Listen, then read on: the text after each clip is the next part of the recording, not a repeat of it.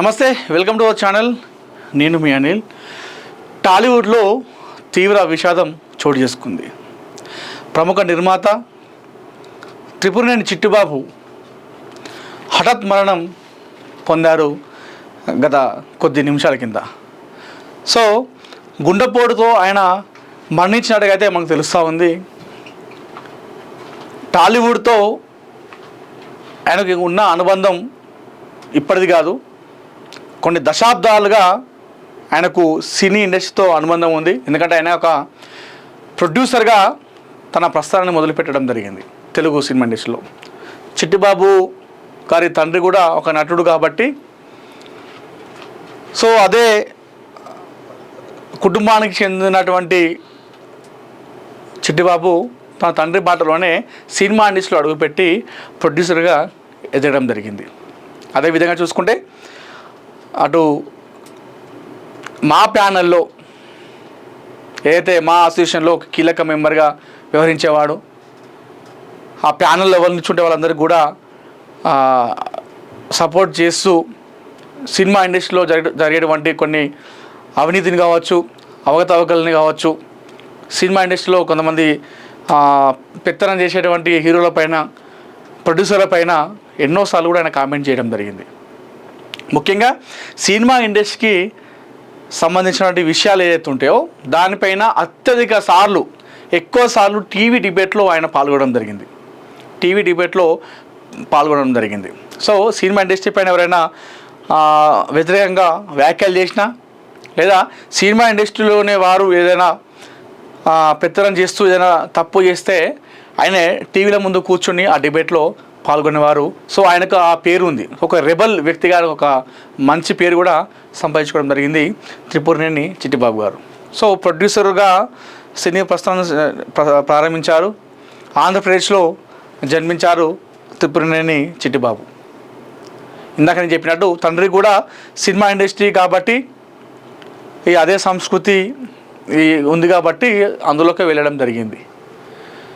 ప్రొడ్యూసర్గా, అదేవిధంగా నటుడుగా, ముఖ్యంగా మనం చెప్పుకుంటే జాంబిరెడ్డి సినిమా మనందరికీ తెలిసిందే. జాంబిరెడ్డి సినిమాలో ఒక సైకో క్యారెక్టర్ లాగా ఆయన యాక్టింగ్ చేయడం జరిగింది. సో ఏదైతే మనుషుల్ని ఇంజక్షన్లు వేస్తూ జాంబీలాగా తయారు చేసేటువంటి ఒక డాక్టర్గా ఆయన కూడా చేయడం జరిగింది. ఒక ఇంట్లో కొంతమంది మనుషుల్ని తీసుకెళ్ళి వాళ్ళకి బలవంతంగా ఇంజక్షన్ ఎక్కించి సో జాంబీలాగా తయారు చేయడము అనేది క్యారెక్టర్ మన అందరికి గుర్తుండే ఉంటుంది. జాంబిరెడ్డి సినిమా ముఖ్యంగా అందరూ చూసుకుంటారు. ఆ సినిమాలో విలన్ పాత్ర పోషించారు త్రిపురనేని చిట్టిబాబు గారు. సో ఒక్కసారిగా ఆయన మరణం పట్ల సినిమా ఇండస్ట్రీలో ప్రముఖులందరూ కూడా సంతాపం ప్రకటిస్తున్నారు. సోషల్ మీడియాలో ఆయనకు స్మరించుకుంటూ పోస్ట్ కూడా పెడుతున్నారు. ముఖ్యంగా త్రిపురనేని చిట్టిబాబు సామాజిక విలువలు కలిగిన వ్యక్తి. ఏదైతే ఇందాక సినిమా ఇండస్ట్రీనే కాకుండా రాజకీయంగా కూడా ఆయన ఎన్నో డిబేట్లో పాల్గొన్నారు. ముఖ్యంగా బీజేపీ పార్టీకి ఆయన ఎక్కువ సపోర్ట్ చేయడం జరిగింది. బీజేపీ పార్టీకి సపోర్ట్ చేస్తూ వేరే ఇతర పార్టీలపైన డిబేట్లో కూర్చొని చాలాసార్లు ఇతర నాయకులతో కూడా ఆయన చాలాసార్లు కూడా గొడవ పడ్డారు. అది వివాదం కూడా తారాస్థాయి కూడా చేరుకోవడం జరిగింది. ముఖ్యంగా చూసుకుంటే మోహన్ బాబు కుటుంబానికి, మోహన్ బాబు అత్యంత సన్నిహితుగా ఉండేవారు చిట్టిబాబు.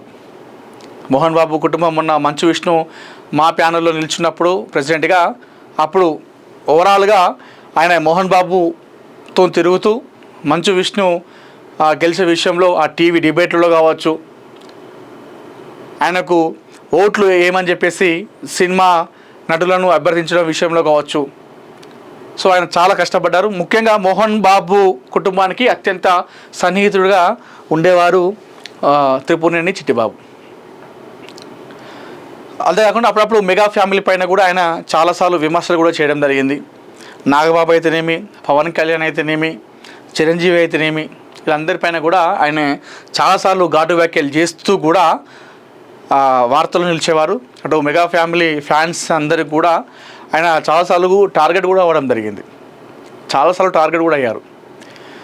పవన్ కళ్యాణ్ని పొలిటికల్ జోకర్ అంటూ, సినిమా ఇండస్ట్రీ ఒకరు చిరంజీవి ఏదైనా మీ అందరం ఎవరు లేరా, అని చెప్పడం కానీ, అదేవిధంగా బీజేపీ పార్టీకి సపోర్ట్ చేస్తున్న విషయంలో నాగబాబుతో ఒక టీవీ డిబేట్లో ఆయన గొడవ పెట్టుకోవడం లాంటి విషయంలో కావచ్చు, అదేవిధంగా ఇతర ఇండస్ట్రీ మన సమంతతో ఒక వివాదం కావచ్చు, ఇలా చాలాసార్లు ఆయన వార్తలకు ఎక్కడం జరిగింది, చాలాసార్లు కూడా ఆయన వైరల్ కావడం జరిగింది. సో ఆయనకు ఏదైనా తప్పు అనిపిస్తే ఆ తప్పు అని చెప్పడం అనేది ఆయనకు అలవాటు. సో డైరెక్ట్ ఎవరైనా సరే ముందు అది ఏ పార్టీ అయినా కానీ, ఏ సినిమా హీరోనా కానివ్వండి, ఏదైనా కానివ్వండి, ఆయనకు తప్పు అనిపిస్తే ఖచ్చితంగా మొహం ముందంటే తప్పు అని చెప్పేసి చాలాసార్లు కూడా టీవీ డిబేట్లలో ఎన్నోసార్లు కూడా ఆయన విమర్శలు కూడా తీసుకోవడం జరిగింది. టీవీ డిబేట్లో మాడుతున్నప్పుడు వేరే హీరోలు కావచ్చు, ఇతర సినీ పరిశ్రమకు చెందిన వాళ్ళు కూడా చాలాసార్లు కూడా ఆయనను విమర్శలు చేయడం జరిగింది టీవీ డిబేట్లో లైవ్లో ఉండగా కూడా. ముఖ్యంగా కాస్టింగ్ కౌచ్ లాంటి వివాదాలు వచ్చినప్పుడు కూడా ఆయన ప్రతిరోజు కూడా టీవీ డిబేట్లో పాల్గొనడం, సినిమా ఇండస్ట్రీకి సపోర్ట్ చేస్తూ మాట్లాడము. ఒకవేళ సినిమా ఇండస్ట్రీలో కూడా నిజంగా ఇది చేసినట్టు ప్రూవ్ అయితే మాత్రం ఖచ్చితంగా వాళ్ళని కూడా క్షమించదు, మేమే చెప్పుతాం కొడతామని చెప్పేసి ఇట్లా ఈ వ్యాఖ్యలు కూడా ఎవరు చేయలేదు. ఆ టైంలో చిట్టిబాబు మాత్రమే బయటికి రావడం జరిగింది. కాస్టింగ్ కౌచ్ విషయంలో అటు సినీ నటులు, అటు మహిళలు కావచ్చు, పురుషులు కావచ్చు, కాస్త లేటుగా వాళ్ళు స్పందించారు. ఏదైతే శ్రీరెడ్డి విషయం ఉందో ఆ శ్రీరెడ్డి ఇష్యూ జరిగినప్పుడు సినిమా ఇండస్ట్రీలో వాళ్ళు చాలామంది కూడా భయపడ్డారు, ఎందుకులే అని చెప్పేసి సైలెంట్గా ఉన్నారు. కానీ చిట్టిబాబు మాత్రం ఈ విషయంలో ఎక్కడ తగ్గలేదు. శ్రీరెడ్డి విషయం బయటకు వచ్చినప్పుడు సినిమా ఇండస్ట్రీ పైన చాలామంది బురద తల్లుతున్నప్పుడు ఆయన ఒక్కడే బయటికి రావడం జరిగింది. బయటకు వచ్చి టీవీ డిబేట్లో పాల్గొంటూ సో సినిమా ఇండస్ట్రీలో అలా జరగదు, అలాంటి తప్పు చేయరు, ఒకవేళ శ్రీరెడ్డి చెప్తుంది నిజమైతే, శ్రీరెడ్డి చెప్పేటువంటి దాంట్లో న్యాయం ఉన్నట్టయితే నేనే వాళ్ళని చెప్పుతో కొడతానని చెప్పేసి డైరెక్ట్గా వ్యాఖ్యలు చేయడం జరిగింది చిట్టిబాబు చాలా డిబేట్లో కూడా. సో ఆ టైంలో కూడా చిట్టిబాబు పేరు చాలా బలంగా వినిపించింది. ముఖ్యంగా ఆంధ్రప్రదేశ్ రాజకీయాల్లో కావచ్చు, సినిమా ఇండస్ట్రీలో ఆయన పేరు ఎక్కువ ప్రముఖంగా వినిపించేది. రాజకీయ నాయకులు ఎంతమంది ఉన్నప్పుడు కూడా ఆ రాజకీయాలకు సంబంధించినటువంటి విషయాలు కావచ్చు, సామాజిక అంశాలు కావచ్చు, సినిమా ఇండస్ట్రీలో జరిగేటువంటి అన్యాయం కావచ్చు, వీటన్నిటిపైన కూడా అందరికీ గుర్తొచ్చేది, మీడియా వారికి కావచ్చు, అందరికి గుర్తొచ్చేది కేవలం చిట్టిబాబు గారే. సో ఒక పొలిటికల్ ఇష్యూ ఉందనుకోండి ఆంధ్రప్రదేశ్లో, సో దానిపైన మాట్లాడడానికి ఎవరినొకరు తీసుకోవాలి మనం డిబేట్లోకి అనుకుంటే అప్పుడు మీడియా చిట్టిబాబుని ఆశ్రయించేది. సో చిట్టిబాబు ఆ విషయంలో ఆయన కలగేసుకొని డిబేట్లో కూర్చునేవాడు. అదేవిధంగా సినిమా ఇండస్ట్రీలో ఒక సమస్య వచ్చింది, లేదంటే సినిమా ఇండస్ట్రీనే ఒక సమస్య అయింది అనుకోండి, అప్పుడు ఎవరు కావాలంటే ఆప్షన్ మీడియా వాళ్ళందరూ కూడా కేవలం చిట్టిబాబు. సో చిట్టిబాబు అయితేనే మాట్లాడతారు, చిట్టిబాబు అయితేనే దీనిపైన కరెక్టు విశ్లేషణ ఇస్తారు, ఎవరికి భయపడరు, తప్పంటే తప్పు అంటారు, ఒప్పంటే ఒప్పంటారు అని చెప్పేసి ఇది ఒక మంచి పేరు ఉంది. కాస్టింగ్ కావచ్చు, తర్వాత పవన్ కళ్యాణ్ల పొలిటికల్ విషయంలో కావచ్చు, మొన్న మా అసోసియేషన్ విషయంలో కావచ్చు, మంచు విష్ణుకు సపోర్ట్ చేసిన సందర్భం కావచ్చు, అప్పుడు జరిగినటువంటి ఆ వివాదం, ఆ వాగ్వాదం ఏదైతుందో గొడవల్లో కూడా ఆయన డిబేట్లలో మాట్లాడము, అపోనెంట్ క్యాండిడేట్ ఎవరైతే ఉన్నారో ప్రకాష్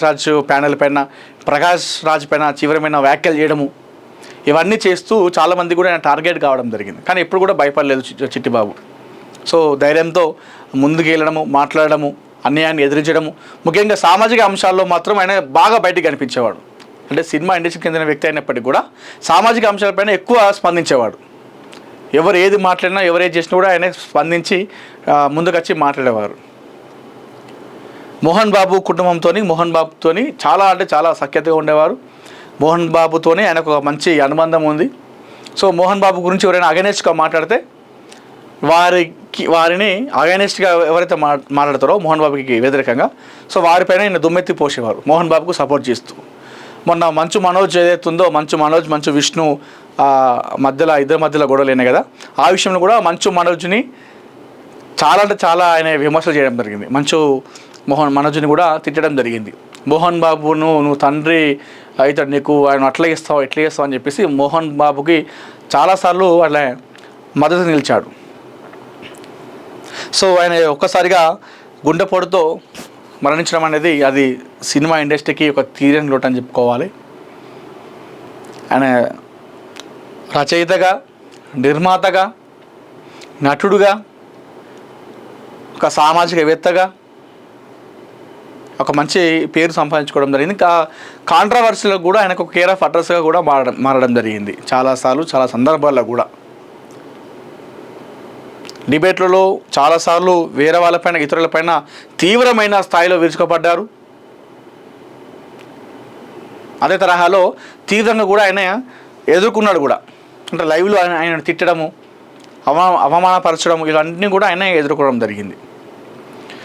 మొన్న ఒక డిబేట్లో కూడా విశ్వక్సేన్ గొడవ జరిగినప్పుడు కూడా ఆయన అక్కడ కూడా ఉండడం జరిగింది. చిట్టిబాబు అక్కడ కూడా మాట్లాడడం జరిగింది. సో ఇట్లా సినిమాకు సంబంధించిన విషయాలు కావచ్చు, ఈ మన ప్రొడ్యూసర్ ఏదైతే మన కౌన్సిల్ ఉంటుందో టికెట్ రేట్ విషయంలో కావచ్చు, మొన్న సినిమా ఇండస్ట్రీలో కొన్ని గొడవలు జరిగినాయి. ఏది ప్రొడ్యూసర్స్ కావచ్చు, అది కార్మికులకు, ఆ కార్మికుల విషయంలో ప్రొడ్యూసర్స్ కౌన్సిల్ తప్పు చేస్తుందని చెప్పేసి ప్రొడ్యూసర్ల పైన కూడా ఆయన చాలాసార్లు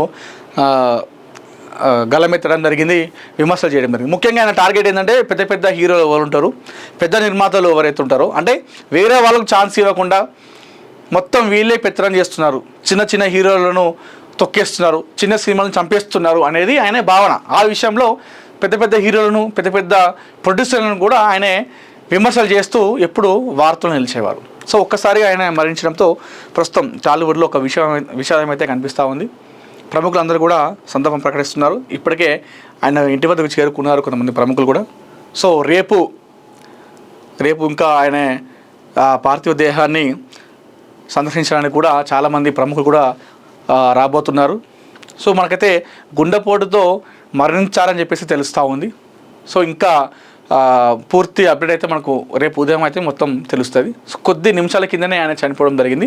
సో ఎప్పుడు యాక్టివ్గా ఉన్నటువంటి చిట్టిబాబు, డిబేట్లో కూర్చొని అన్యాయాన్ని ఎదిరించినటువంటి చిట్టిబాబు సడన్గా చనిపోవడం, ఇట్లా హఠాత్తుగా మరణించడం అనేది తీవ్రంగా కలిసివేస్తున్నట్టు కూడా కొంతమంది పోస్టులు అయితే పెడతా ఉన్నారు.